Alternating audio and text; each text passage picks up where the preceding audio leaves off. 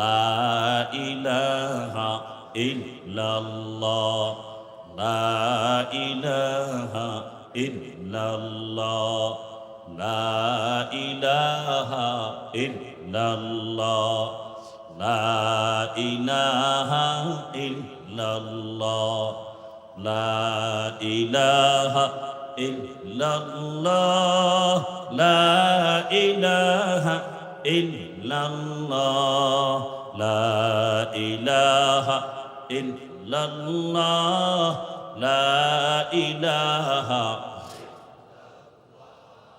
লা ইলাহা ইল্লাল্লাহ। আল্লাহর নামের জিকির যত করবা তত ঈমান তাজা হয়ে যাবে। আল্লাহ নিজেই বলেন আমার যারা খাঁটি মুমিন তাদের পরিচয় ইন্নামাল মুমিনুনা আল্লাযীনা ইযা যুকিরাল্লাহু ওয়াজিলাত কুলুবুহুম ওয়া ইযা তুলিয়াত আলাইহিম আয়াতুহু যাদাতুহুম ঈমানা ওয়া আলা রাব্বিহিম ইয়াতাওয়াক্কালুন।